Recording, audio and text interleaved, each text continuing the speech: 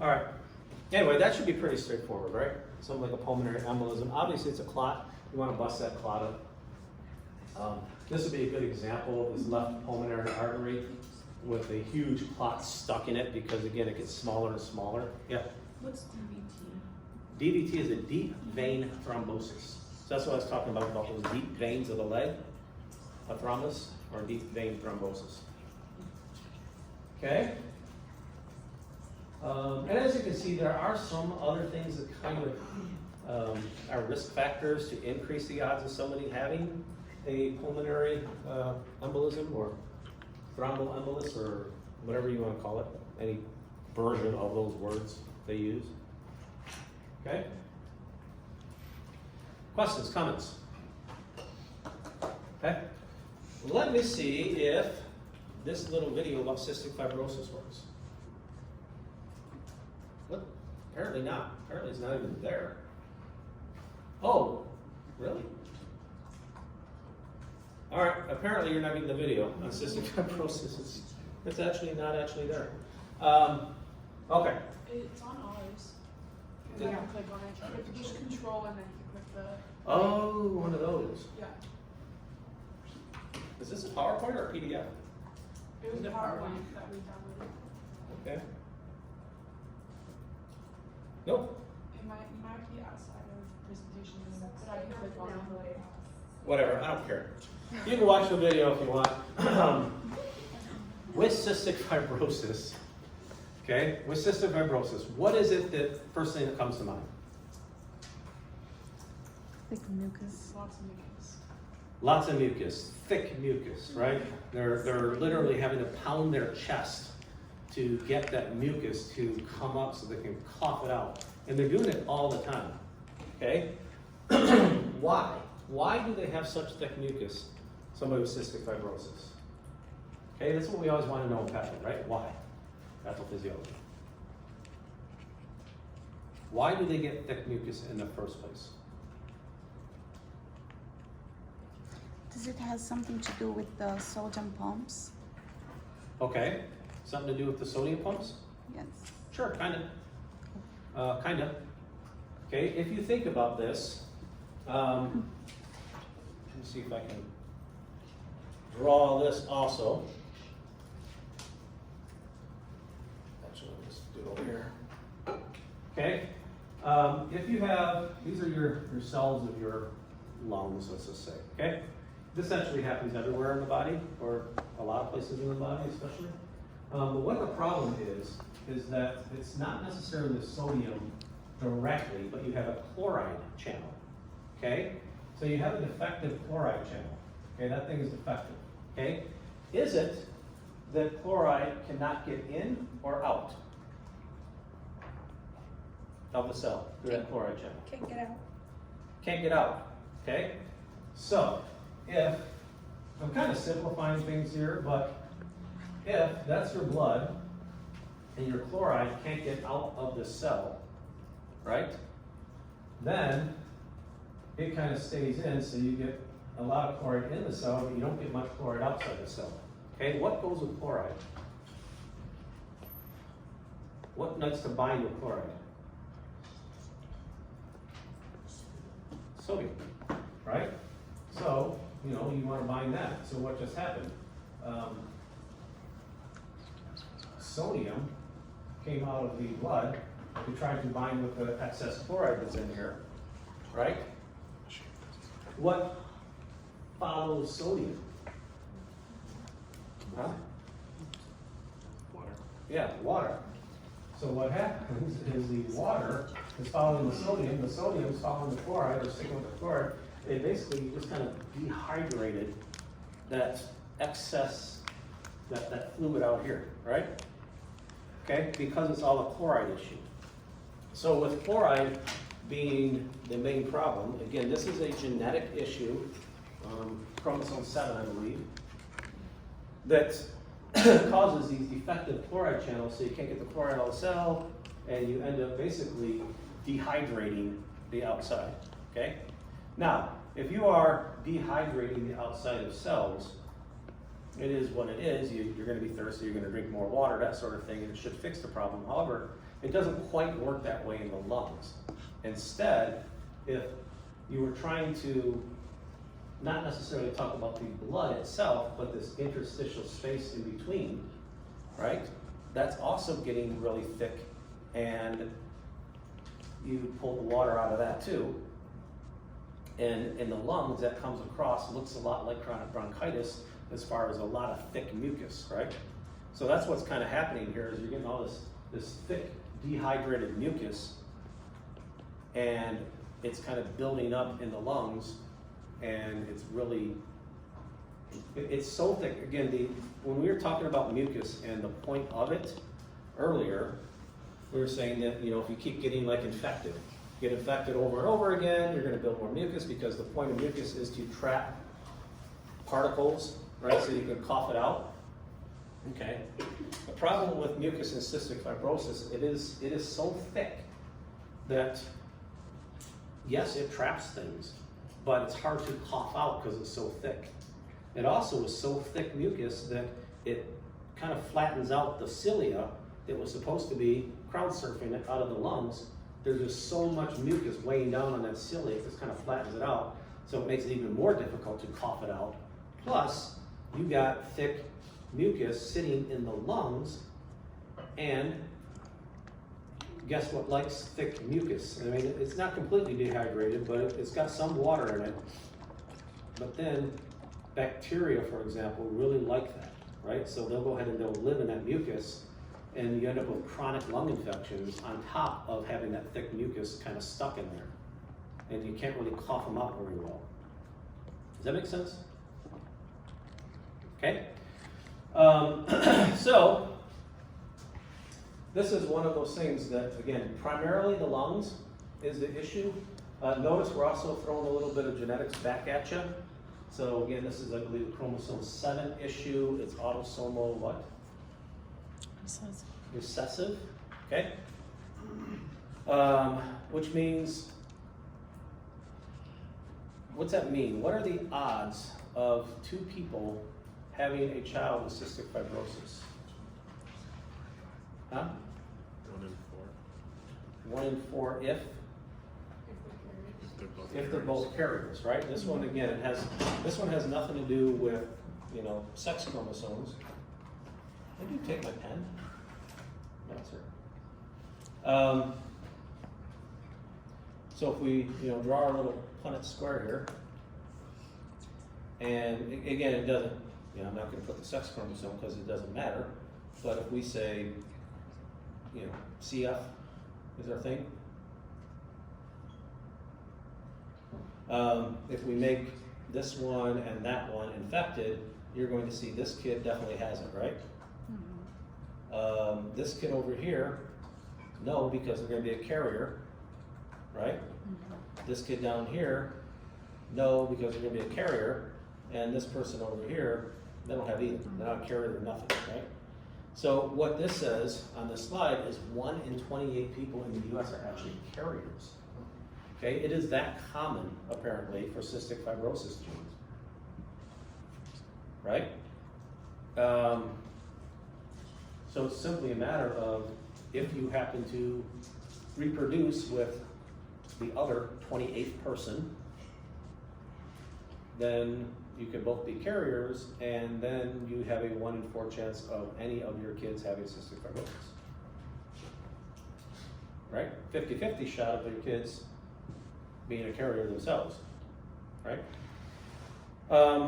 So this is why we do tend to see it a lot. If you think about it, there's probably about 28 people in this classroom right now. 1 of you could be a carrier.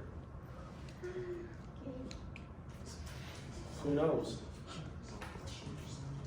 Who is it? Okay. So anyway, you got this problem. Notice here you also have this problem here too, is you have the neutrophils. Again, you're getting chronic infections with this, right? And these neutrophils, they can also create these damaging proteases, so we're back to that again. And you can damage more lung tissue even with that. So over a long period of time, kids with cystic fibrosis, they can get really damaged lungs. I don't think mentions it here, but you also can get this in other places of the body. The pancreas is one of the big ones for this. Oh yeah, this is still that same rule. The thing has to go out eventually too, doesn't it?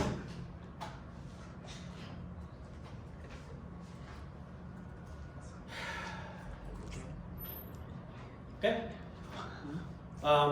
So, again, a little bit more on this is that the cystic fibrosis, again, it's a genetic issue. It's not a lung issue per se, even though that's where people tend to have the worst symptoms is in the lungs. It's genetics. It's going to happen in all the cells of the body, and in certain places it can cause an issue. Notice this one also. You can get the barrel chest developing over time because it is very difficult to breathe, right? It's very difficult to breathe. So they can also get that barrel chest just from the accessory breathing muscles constantly having to use them, okay? Have you ever heard of failure to thrive? Failure to thrive? It's kind of a syndrome. Basically all it means is that when babies are born, you know, somebody with cystic fibrosis, they're the same height, same weight as every other baby, right, born. It's just that, you know, when they start eating and stuff like that, babies tend to have a pretty rapid growth curve, right? Weight, height keeps kind of going up really fast. At some point, cystic fibrosis kid kind of falls off that growth chart. Okay, so they're way at the bottom of that growth chart. They start out and then they just kind of, because if you think about it, it is very difficult for them to get oxygen. And with low oxygen, what is the body's incentive to continue to grow if you're having trouble with the little one, the little body, right? So kind of that chronic hypoxia can actually lead to a stunted growth, and that does tend to happen, and we just call it failure to thrive syndrome, okay? This is another issue with it too. So it's not only the oxygen, but if this pattern is happening everywhere, it's also happening in the intestines. It's also happening in the pancreas a lot.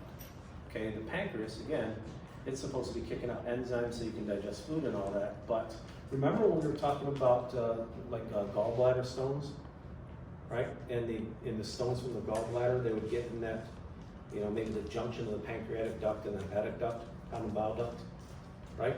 And they would kind of back up the stuff coming out of the pancreas. Okay, that can still happen, but instead of a stone, it's just thick mucus in that area, in that duct.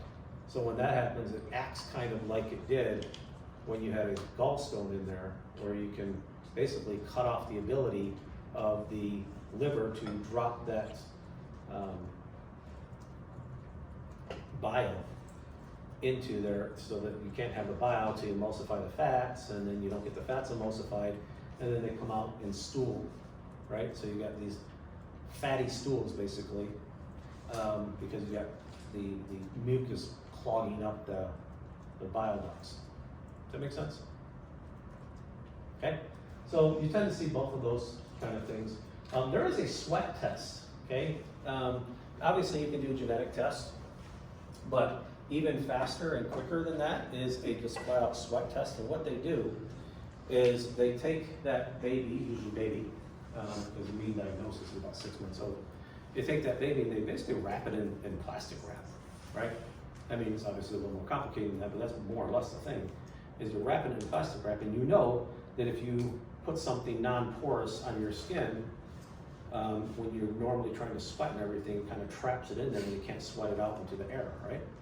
So that's basically what they do, except when they do, they pull that plastic wrap off there and they can test the fluid that came out of that skin, and they tend to find that you have a lot of chloride in that sweat, okay, because it all got trapped, and then it kind of, that's how it came out of the cells. Because again, when you're sweating, right, you tend to get a lot of sodium, right, that comes out in the sweat. Now you get a bunch of chloride in this case because of that association with it, and over 60 milli equivalents per liter is pretty much in and of itself diagnostic of cystic fibrosis just by measuring the amount of chloride that's in that sweat. So pretty non-invasive, pretty fast kind of test. Okay. Questions? So the only way you're getting rid of your chloride is through your sweat?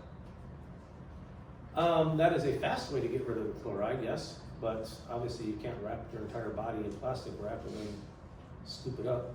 Right. But yeah, yeah. But It's not the only way, but yes, it is a way to get rid of chloride faster that way. Okay. And the underlying issue of this disease is that they aren't getting rid of chloride fast enough or properly? Yes, Or at all? these channels are blocked, so you can't get this. It's not so much getting rid of chloride; it's getting the chloride out of the cells. Okay. And because you can't get the chloride out of the cells, you end up with more sodium and less water outside, and you end up with thick secretions from these cells to the blood. You got thick secretions that are basically dehydrated secretions. Because remember, everything travels in water, right? So it really throws off that balance pretty well. Okay? Pancreatic enzymes reform meals throughout life. Why? Because that pancreas does tend to get clogged up, and like it says here, 90% of patients with cystic fibrosis. And as we learned before, if the pancreas gets clogged up, the pancreatic duct gets clogged up, it has enough enzymes to eat everything, including itself, so that does happen, where they also get this autolysis of the pancreas, and then they're just having to take the pills the rest of their life because their pancreas is toast. Okay? Questions, comments?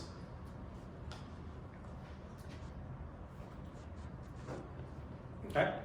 Fibrotic lung disorders is pretty straightforward, I think. Fibrosis, what's that mean?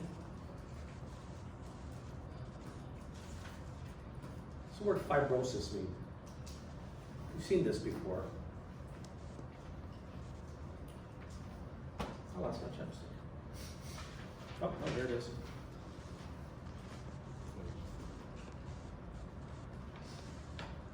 Okay? Every time you see the word fibrosis, fibrotic, some version of that, think scar tissue. Okay? Fibroblasts, scarring, clotting, that kind of stuff. Okay? So what fibrotic lung disorders is some kind of it's an overall category of something went wrong, some stuff got caught in the lungs and caused scarring, basically. Okay? So what we see here is silicosis, silicone, quartz. A lot of these are called like coal miner's disease. Okay, they're chipping away, they're breathing in these fine dust particles. Sometimes those dust particles that they're breathing in is actually something that can stay in the lungs and cause scarring in the lungs, cause, they stay there, they're occluding, they're physical, something get caught in there. So quartz, if you think about that one, that's actually rock, right? So if you're breathing in rock dust from mining and that sort of thing, well, now you got actual rock, a mineral. You got something that is physically very difficult to break down for the body, kind of just settling in the lungs, and it just starts filling them up, right? With this rock lung kind of thing. So you got stuff like that. You have asbestos. Have you ever heard of asbestos? I imagine most people have. What's the problem with asbestos? It causes cancer. It can cause cancer. What kind of cancer? Huh? Yeah. You guys have been up late, right? I think do they still have those commercials? Yeah. I haven't used anything but like Netflix and Amazon Prime for like 10 years, so I don't even know. But yeah, I mean, you're in the middle of the night, right? And that dude comes on and he's like, do you or someone you know suffer from mesothelioma? Right? Whoa. Wow. That's what I do at nighttime, right? Anyway, you've heard it, right? It's all about lawyers. I know it's that guy. He's just like that. But, and then they call this law office kind of thing, right? This mesothelioma, it takes like 20 years or more to actually develop. Okay, so that's why? What is it with